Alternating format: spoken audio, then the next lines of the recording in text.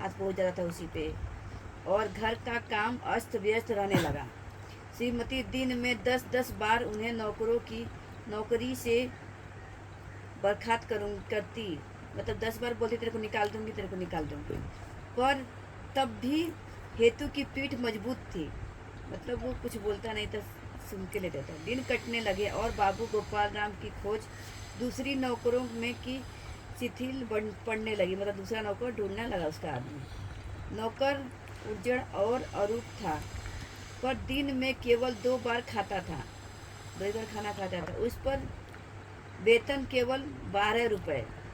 जो किसी चीज़ का नुकसान करता तो उसकी तनख्वाह कटती थी। कांच का कुछ फूट गया, कुछ नुकसान हुआ तो उसको भी 12 रुपये में से कट जाता था उसका पैसा। दिन बीतने लगे, हेतु ये कपड़े मेले मैले होकर जगह जगह से फटने लगे। मुंह का रंग और गहरा होने लगा, और गांव का भोला धीरे धीरे एक शहरी नौकर में तब्दील होने लगा, मतलब काम सीखने लगा।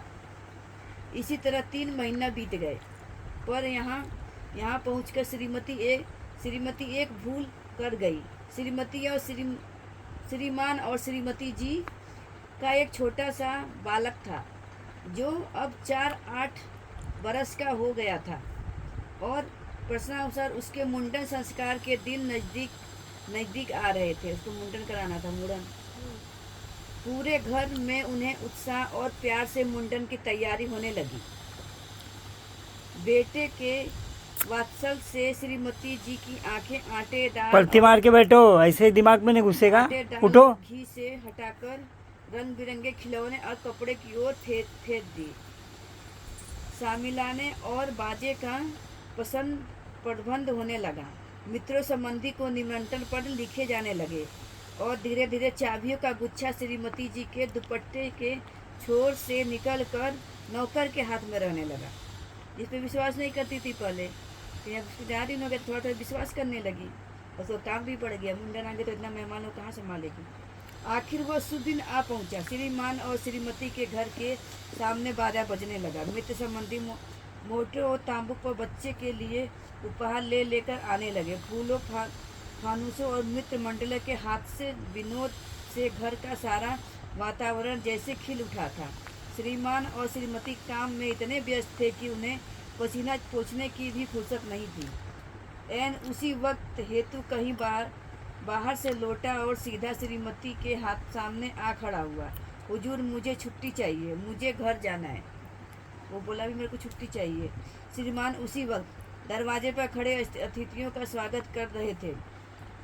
हेतु की इस अनोखे वाक्य पर हैरान हो गए वो लोग। अचंबा, क्यों छुट्टी चाहिए उसको, क्या बात है? हुजूर, मुझे घर बुलाया है, मुझे आप छुट्टी दे दें, आज के दिन तुम्हें छुट्टी दे दें। बार बार वो छुट्टी मांग रहा था। श्रीमान का क्रोध उबलने लगा। जाओ अपना काम देखो, छुट्टी बुट्टी नहीं मिल सकती।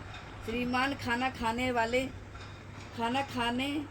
हैं और इसे घर जाना है। बोलने मेहमान लोग आए, खाना खाने जाना है, इनको घर जाने का है। हेतु फिर भी खड़ा रहा, अपनी जगह से नहीं हिला, वहाँ से हटा नहीं, सुन रहा है चुपचाप। श्रीमान झुंझला गए। तो आदमी मतलब गुस्सा करने लगा। जाते क्यों नहीं, छुट्टी नहीं मिलेगी। फिर भी जब हेतु टस से मस नहीं हुआ तो श्रीमान का क्रोध बेकाबू हो गया, और उन्होंने छुट्टी हेतु के मुंह पर एक चांटा दे मारा। वो हटाने दे इसलिए उसने मार दिया। उल्लू के पट्टे, यह वक्त तुझे छुट्टी मांगने का निकाला है। चांटे की आवाज़ दूर तक गई। बहुत से मित्र संबंधी ने भी सुनी और आंखें उठाकर भी देखा, मगर यह देखकर कि केवल नौकर को चाटा पड़ा है तो आंखें फेर ली। सब मेहमान लोग बोले तो नौकर, उसको ही मारा ना, जाने दो। श्रीमती को जब उसकी सूचना मिली तो वह जैसे निद्रा से जगी, मतलब गुस्सा करने लगी। हो ना हो, इसमें कोई भेद है। मैं भी कैसी मूर्ख जो इस लपट पर विश्वास करती रही, और जब ताले खोलकर उसने सामने रख दिए, इसने न मालूम किस चीज़ पर हाथ साफ किया है। उसको लगा कि ये मुंडन है तो सम्मान होगा ही, हीरा मत कुछ भी है तो सम्मान, तो क्या चीज़ चुरा के लेके जा रहा है, इसी समय को छुट्टी क्यों चाहिए, क्योंकि चुरा के लेके जा रहा है। जो आज ही के दिन छुट्टी मांगने चला आया, भागी हुई बाहर आई और बरामदे में खड़ी होकर हेतु को फटकारने लगे। उन्होंने उन्होंने वो कुछ कहा जो हेतु के कानों में पहले कभी नहीं सुना था। कुछ एक संबंधी इकट्ठा हो गए और जलसे में विघ्न पड़ना देखकर श्रीमान और समझाने लगे। विघ्न मतलब जब झगड़ा करें तो सब लोग कोई एंजॉय नहीं किया, सब लोग उसमें बिजी हो गए तो उसको विघ्न बोलते हैं। एक ने हेतु से पूछा, क्यों जाना चाहते हो, क्या काम है? हेतु ने फिर धीरे से कह दिया, जी काम है। इस पर श्रीमती का गुस्सा और भड़क उठा, मगर बाकी लोग तो बात को निपटाना चाहते थे। हेतु को चुपचाप ढकेल कर परे हटा दिया। फिर पति पत्नी में परामर्श हुआ। दोनों मतलब एक दूसरे से बात करने थे, क्या बोलते जवाब ढूंढ रहे थे। दोनों इस नतीजे पर पहुँचे कि इस वक्त चुप हो जाना ही ठीक है, मुंडन के बाद इसका इलाज सोचेंगे।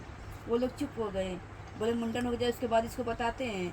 हेतु बजाय इसके कि फिर काम में जुट जाता।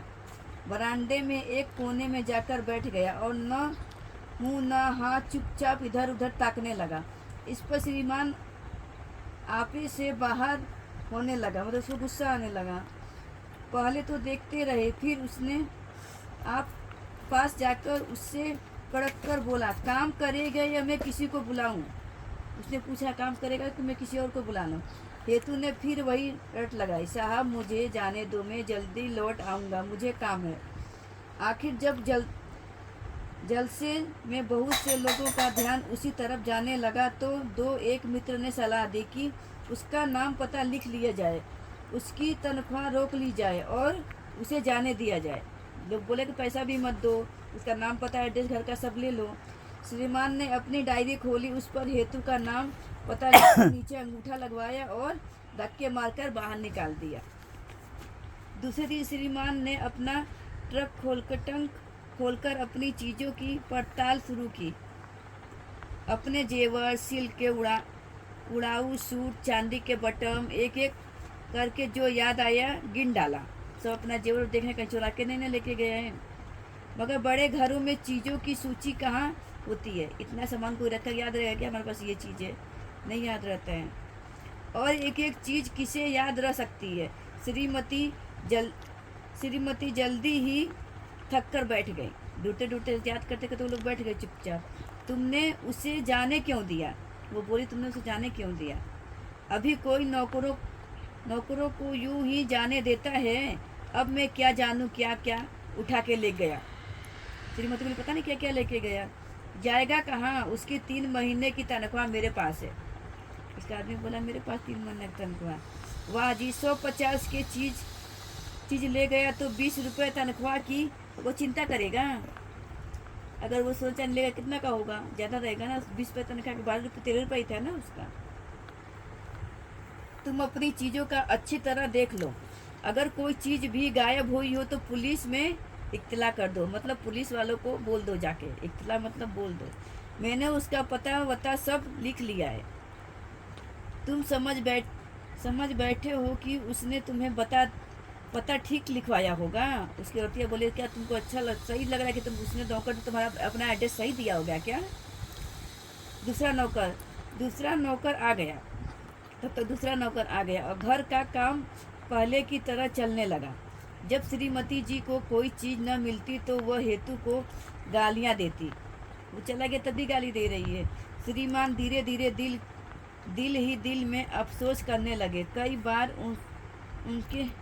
उनके जी में आया कि उनके पैसे मनी ऑर्डर करवा कर भेज दूं। उसका मन किया कि कई बार कि मैं उसका पैसा भेज दूं मनी ऑर्डर करके, मतलब बैंक से। पहले पैसा मनी ऑर्डर होता था, ऐसा गूगल पे नहीं चलता था ना, पैसा मनी ऑर्डर किया जाता था।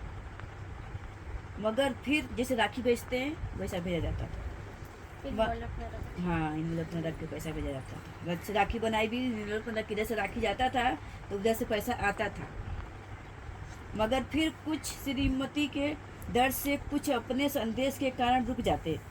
एक दिन थी कि उसको औरत चिल्लाती पैसा क्यों भेज रही हो, इसलिए वो नहीं भेजता। एक दिन शाम का वक्त था, थके हुए श्रीमान दफ्तर से घर लौट रहे थे, तब उसकी नज़र सड़क के पार एक धर्मशाला के सामने खड़े हुए हेतु पर पड़ गया। धर्मशाला था उधर, धर्मशाला मतलब जहाँ लोग रहते हैं, धर्म स्कूल नहीं है, धर्मशाला जहाँ जिसको कोई नहीं रहता है वहाँ पर लोग रहते हैं।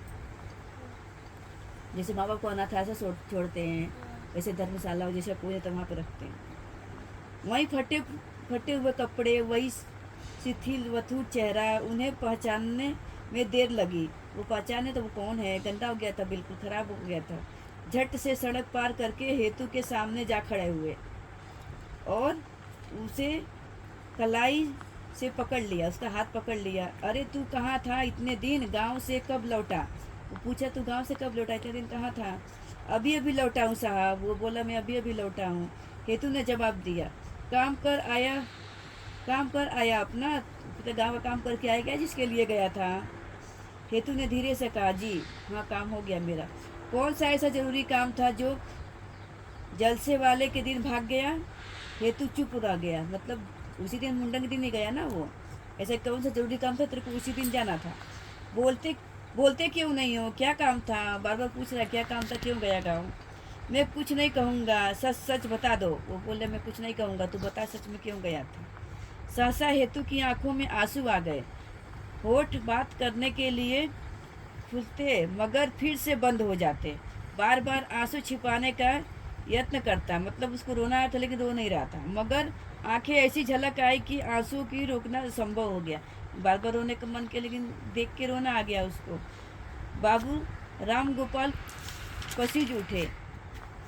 अच्छा क्या बात है? फिर पूछ रहा है क्या बात है? उसका कंधा सहलाते हुए बोले, जी मेरा बच्चा मर गया था। नौकर ने क्या बोला? मेरा बच्चा मर गया था। लड़खड़ाती हुई आवाज़ से हेतु ने कहा।